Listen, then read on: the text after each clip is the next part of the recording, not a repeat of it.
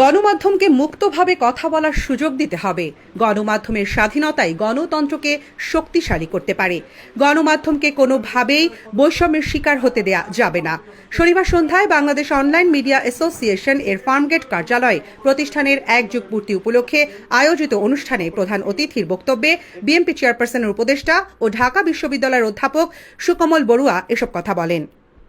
তিনি বলেন, গণমাধ্যমের সামগ্রিক উন্নয়নের এখনই সময়। এতদিন গণমাধ্যমের অগ্রগতিতে বাধা সৃষ্টি করা হয়েছে। বর্তমান সরকারকে গণমাধ্যম বান্ধব হতে হবে। সরকারের প্রধান উপদেষ্টা ডক্টর ইউনূস সহ সকল উপদেষ্টাদের গণমাধ্যমের স্বাধীনতার দিকে নজর দিতে হবে। বাংলাদেশের ডিজিটাল গণমাধ্যমের অগ্রগতিতে বাংলাদেশ অনলাইন মিডিয়া অ্যাসোসিয়েশনের ভূমিকার প্রশংসা করে তিনি বলেন, ডিজিটাল মিডিয়া বিশ্বে সর্বাধিক গুরুত্ব পাচ্ছে। এই মিডিয়ার অগ্রগতির এক যুগে বাংলাদেশ অনলাইন মিডিয়া অ্যাসোসিয়েশনের ভূমিকা প্রশংসা কুড়িয়েছে। আমি বাংলাদেশ অনলাইন মিডিয়া অ্যাসোসিয়েশনের সর্বাঙ্গীন মঙ্গল কামনা করি।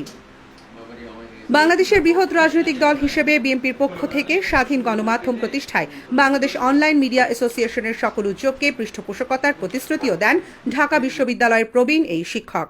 উক্ত সভায় সভাপতিত্ব করেন সংগঠনের সভাপতি শরীকুল ইসলাম খান ও সঞ্চালনা করেন সাধারণ সম্পাদক শাহাদাত স্বপন। পরে অনুষ্ঠানে কেক কেটে উদযাপন করা হয় ১ যুগ পূর্তি।